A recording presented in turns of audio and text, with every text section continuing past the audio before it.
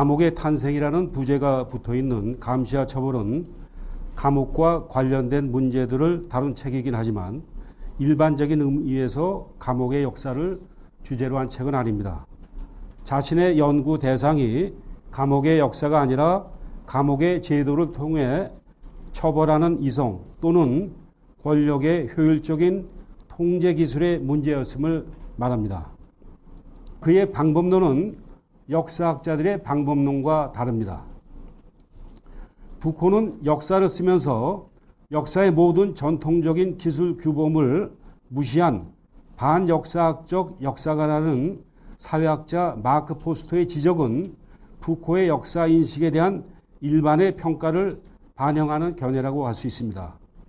부코의 반역사학적 방법론 중에서 대표적인 것을 예로 들자면 인과관계에 의한 역사서술을 거부하고 역사의 전개에서 단절이나 불연속성을 중시한다는 점입니다. 역사학자들이 과거와 현재의 관계를 연속적으로 본다면 현재가 과거의 필연적 결과이자 진화하는 관점을 갖기 마련이다. 그러나 그는 역사의 직선적인 진보사관이 아닌 자유로운 역사관 또는 회의주의적 역사관을 주장한다. 회의주의적 역사관이란 역사는 목적론을 가지고 발전해가는 단선적인 진화의 도종임을 부정하는 것이고 현재의 우리가 과거의 산물이라거나 과거의 역사를 재구성하는 것이 역사가가 해야 할 일이라는 시각을 부정하는 일이기도 하다. 이런 점에서 그는 현재와 오늘을 회의적으로 바라보고 현재가 과거보다 발전한 상태라는 생각을 거부합니다. 다시 말해서 전통적인 역사가들은 감옥의 역사를 현재와 연관성을 갖는 측면에서 쓰기를 원할 것이겠지만 자신은 현재의 역사를 쓰겠다는 것이다. 그렇다면 이 차이는 과연 무엇일까? 현재에 역사를 쓰는 것은 자기 반성적 형식으로 현재의 상황에 대한 정확한 진단을 시작하는 일이다. 현재의 역사를 쓰는 사람은 역사의 토대가 되는 어떤 법칙을 찾으려 하지 않고 과거의 역사와 관련지어 혹은 그것을 근거로 현재의 정치나 사회 현실을 해석하려고 하지도 않는다. 그는 자신의 시대와 과거 사이에 일치된 의미들을 밝히려 하지 않고 과거의 비인간적 형벌 제도에서 현재의 인간적인 감옥 제도로의 변화가 진화한 것이라는 전제를 부정합니다. 그에게 중요한 문제는 왜 처벌하는가의 문제보다 어떻게 처벌하는가의 문제이며 과거와 현재의 처벌 방식은 어떻게 다른가이기 때문입니다.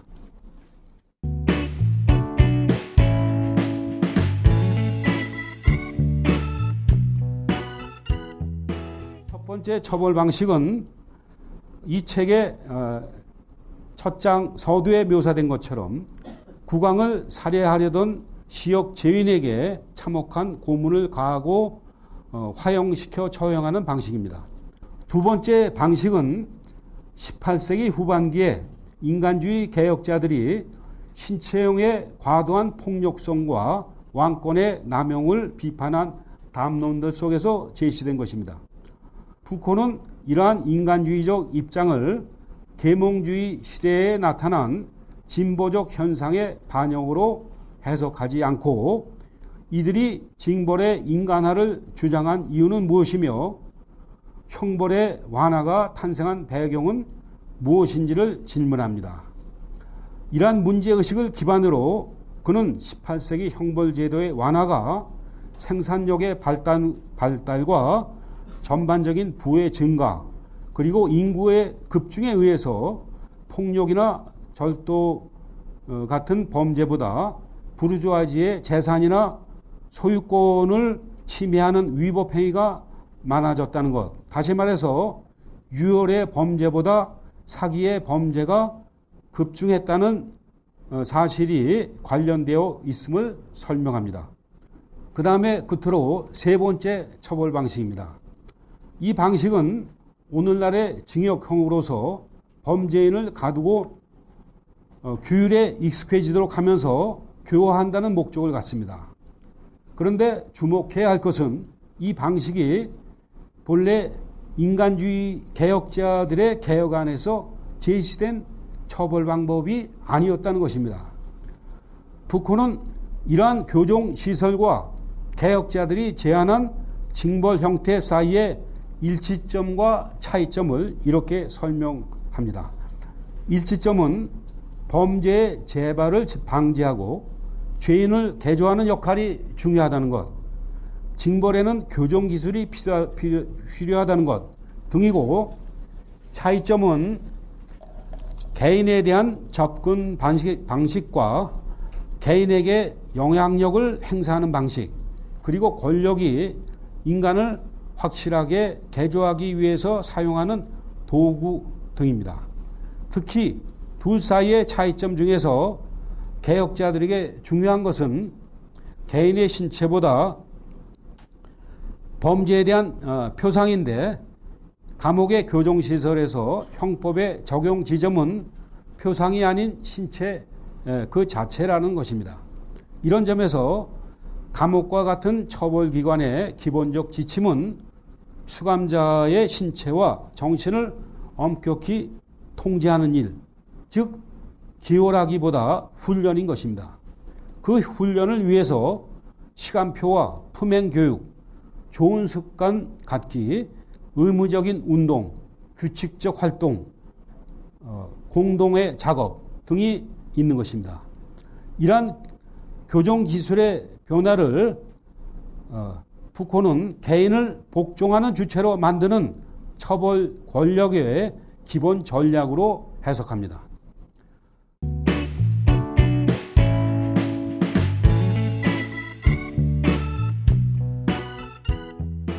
감옥에 관한 푸코의 관심과 의문의 출발점은 왜 서구 사회의 형벌 체제에서 징역형이 갑자기 획일적으로 시행되었을까 하는 점입니다. 푸코는 그 이유를 무엇보다도 죄인을 처벌하는 것보다 죄인을 감시체제 안에 두는 것이 권력의 경제성이라는 차원에서 보다 효과적이고 비용이 적게 들기 때문이라고 설명합니다. 또한 구금 제도, 징역 제도가 전반적으로 시행된 18세기 말과 19세기 초는 새로운 유형의 권력 메커니즘이 마치 모세 혈관처럼 작동하던 때였으므로 권력의 효과가 개인의 신체와 행동, 태도와 말, 학습 과정이나 일상생활에 구체적이고 세부적인 부분에까지 미칠 수 있었다는 것입니다. 물론 이러한 변화에서 푸코의 관심은 이 글 서두에서 밝힌 것처럼 제도로서의 감옥이 아니라 감옥을 통해 나타난 권력의 규율 문제입니다. 누구나 알고 있듯이 규율은 제도나 기관이 아닌 기술입니다. 이러한 권력의 규율 기술은 개인을 기본 단위로 삼고 신체를 대상으로 하는 것입니다. 다시 말해서 규율 기술의 목적은 반항적인 신체를 복종하는 신체로, 비효율적 신체를 효율적 신체로 만들기 위한 것입니다. 권력의 새로운 규율 기술은 무엇보다 신체의 활동에 대한 면밀한 통제와 체력의 지속적인 통제를 통하여 체력과 순종, 효율성의 관계를 강제합니다. 이러한 규율 기술을 통해서 인간의 신체는 그것을 파헤치고 분해하고 재구성하는 권력 장치 속으로 편입해 들어가고 종속되는데, 푸코는 이것을 정치 해부학의 탄생이라고 말합니다. 또한 정치 해부학을 권력의 미시 물리학과 동의어처럼 사용하기도 합니다. 그것들은 모두 신체에 대한 정치적이고 미시적인 공격 방법이자 신체의 세부적인 문제들을 전체적 기능과 유기적으로 연결시키는 통제의 기술이기 때문입니다. 이러한 규율 권력은 복종하고 규율화된 신체, 순종하는 신체를 만들어냅니다. 개인을 제조하고 생성하는 과정에서 중요한 것은 훈련입니다. 훈련은 신체에 반복적이면서 동시에 상이하고 또한 점증적인 임무를 부과하는 기술이기 때문입니다. 훈련은 개인의 신체와 시간에 관한 정치적 기술의 운영 방법을 통해 끊임없이 반복되면서 신체를 완성시키고 복종을 지향하는 것이다. 그리하여 시간을 철저히 관리함으로써 복종하는 개인을 만들어내기 위한 권력의 기술은 위계 질서적 감시의 시선, 규범화된 상벌제도, 그리고 이것들을 규율 권력 특유의 방식인 시험을 통하여 결합하는 방식 등을 이용합니다. 푸코는 근대 사회를 특징짓는 요소의 하나가 규범화 시대의 도래라는 것을 강조합니다. 감시와 마찬가지로 그리고 감시와 더불어 규범화는 고전주의 시대 말기에 이르러 권력의 중요한 도구들 중에 하나가 된다. 이렇게 말합니다. 규율 권력이 개인의 신체 속에 규범화된 행위를 각인시키려 하는 것은 당연할 것입니다. 규범이 있는 곳에는 정상과 비정상의 기준이 따르기 마련입니다. 정상과 비정상의 규범을 확산하고 정착시키는 일에 관여하는 것이 바로 지식과 학문이기도 합니다.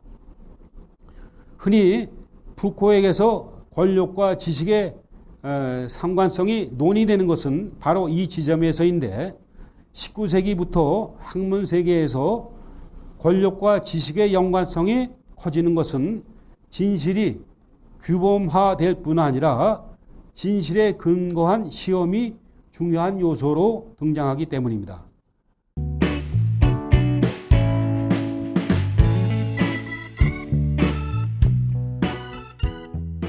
푸코는 모두 4부로 구성된 이 책의 3부 3장, 즉 파노티콘 감시체계란 제목의 장에서 벤담의 파놉티콘 원리를 통해 현대사회의 권력 메커니즘을 설명합니다. 그 당시 감옥의 구조를 개선하기 위해서 벤담이 고안한 파놉티콘은 원형 감옥이라고 할 수 있습니다. 원형 감옥의 중심에는 높은 감시탑이 있고 둘레에는 한 사람씩 감금할 수 있는 독방들이 있습니다. 이 건물의 특징은 어둠 속에서 중앙에 감시자는 보이지 않고 감시되는 독방은 밝은 빛을 통해 투명하게 보이도록 설계되었다는 데 있습니다. 간단히 말해서 파놉티콘이라는 것은 바라봄과 보임의 결합을 분리하는 장치로서 감시자는 모든 것을 볼 수 있지만 감시되는 사람들은 감시자를 전혀 볼 수 없도록 설계된 장치인 것이다. 벤담의 파놉티콘은 거의 비용이 들지 않는 경제적 감시 체제입니다. 여기서 중요한 것은 오직 시선일 뿐이기 때문입니다. 더 이상 군대도 필요하지 않고 물리적 폭력도 물질적 제약도 필요 없습니다. 감시의 시선은 수감자에게서 시선의 내면화 과정을 초래하기 마련이므로 감시자가 없어도 권력이 끊임없이 작동하는 효과가 있습니다. 파놉티콘은 무엇보다 규율에 의존한 체계입니다. 파놉티콘으로 작동하는 규율은 권력을 보다 신속하고 효율적으로 행사하게 하는 기능적 장치이기도 합니다. 고대 사회가 여러 가지 성대한 의식을 동반한 스펙터클의 사회라면 근대 사회는 파놉티콘 감시 사회라고 할 수 있고 그것은 바로 규율 사회이기도 합니다. 파놉티콘 체제에서 또한 중요시해야 할 것은 이러한 권력이 단지 한 사람의 권력 행사자와 다수의 피권력자의 관계를 상정하는 것이 아니라는 점입니다. 파놉티콘 권력은 사람에 의해서 소유되는 것이 아닌 메커니즘이기 때문입니다. 그것은 끊임없이 작동하는 것입니다.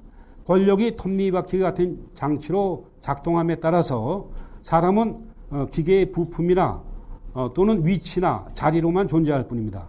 물론 그 자리는 끊임없이 변화하고 이동합니다.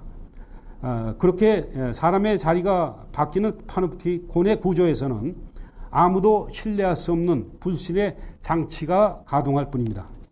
오늘날 우리는 만인이 만인을 감시하는 완벽한 파놉티콘 구조에 사회 속에 살고 있다고 할 수 있습니다.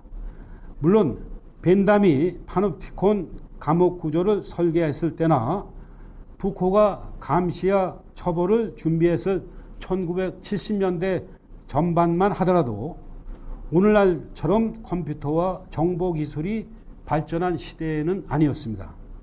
그러나 감시와 처벌에서 푸코가 제시한 파놉티콘 구조와 장치 혹은 무수히 작은 파놉티콘들이 날이 갈수록 더욱더 번창하고 더욱더 정교한 기능으로 발전해 가는 것이 오늘날 우리의 현실이라고 할 수 있습니다.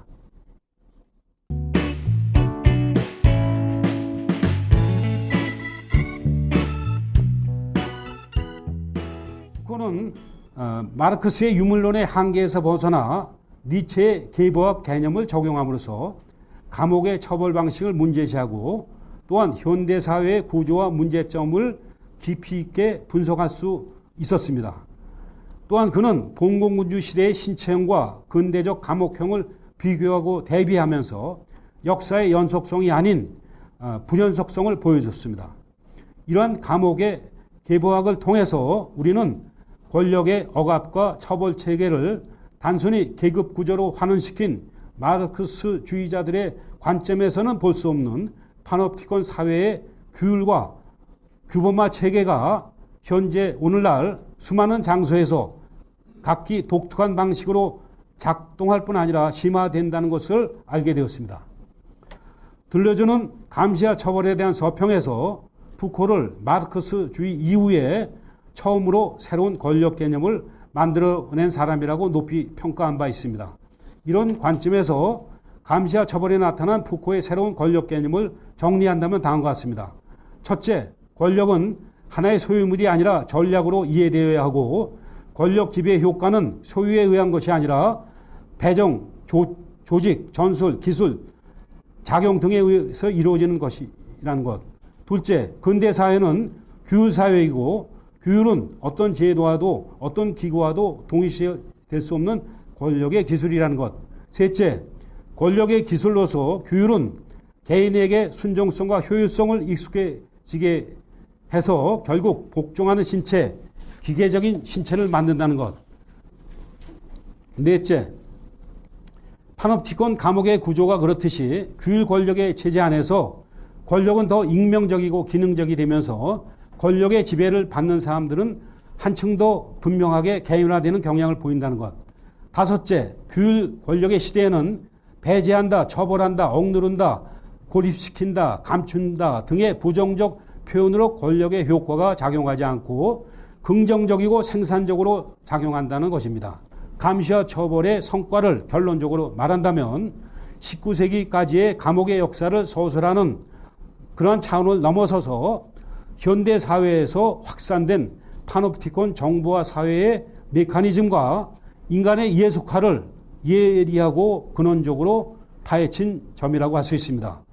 벤담의 파놉티콘 체제가 중앙에 감시탑이 고정되어 있는 반면에 현대 사회의 전자 감시 체제에는 중앙이 분산되어 있고 이동하는 것이 되었지만 푸코가 제시한 파놉티콘의 원리가 달라진 것은 아닙니다. 이런 점에서 이 책의 가치는 정보화 사회가 더욱더 발전할수록 다양한 해석의 여지를 제공하면서 새롭게 평가될 것이라고 생각합니다.